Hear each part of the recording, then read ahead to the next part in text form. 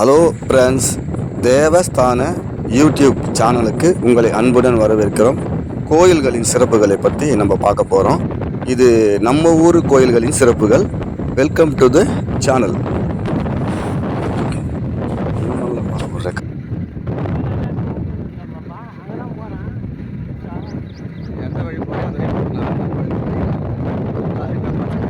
Hello friends, நீங்கள் பார்த்துக்கிட்டு இருக்க இந்த கோயில் திருவண்ணாமலை ரூட்டு ஆரணிலேருந்து சேவூர் கிராமத்தில் அங்கே பஸ் இறங்கி உள்ளே போகணும். உள்ளே போனாக்கா அடைய பாலம் அப்படின்னு ஒரு கிராமம், அதாவது ஏரிக்கார மேலேருந்து போனோம். இது ஊர் உள்ளே இருக்கிற ஒரு கோயில், பழமையான ஒரு கோயில். இந்த கோயில் இந்த கோயிலோட பேர் என்ன வச்சுருக்காங்கனாக்கா பார்வதி அம்மாள்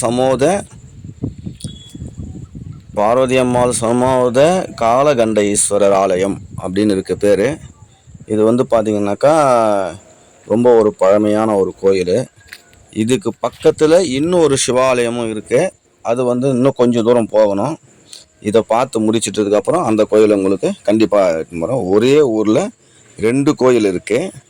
இன்னொரு கோயிலை பார்க்கலாம்.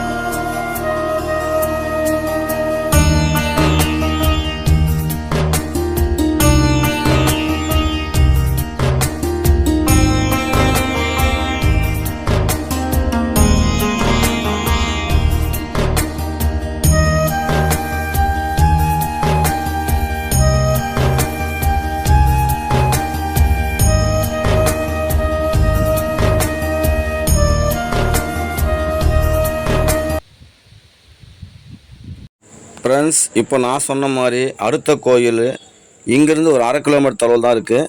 ஒரே ஒரு ஊரில், அதாவது ஒரு ஊர்லேயே பக்கத்தில் அமைஞ்சிருக்கிற 2 சிவாலயங்கள் இந்த ஊரில் தான் நான் பார்க்குறேன். அதே மாதிரி பார்த்தீங்கன்னாக்கா பெருமாள் கோயிலும் இங்கே 2 இருக்குன்னு பெரியவங்க சொல்கிறாங்க. இங்கே பார்த்தீங்கன்னாக்கா திருநீலகண்டேஸ்வரர் ஆலயம் அப்படின்னு இருக்குது இந்த கோயிலோட பேர். இதுவும் ஒரு பழமையான கோயில் தான்.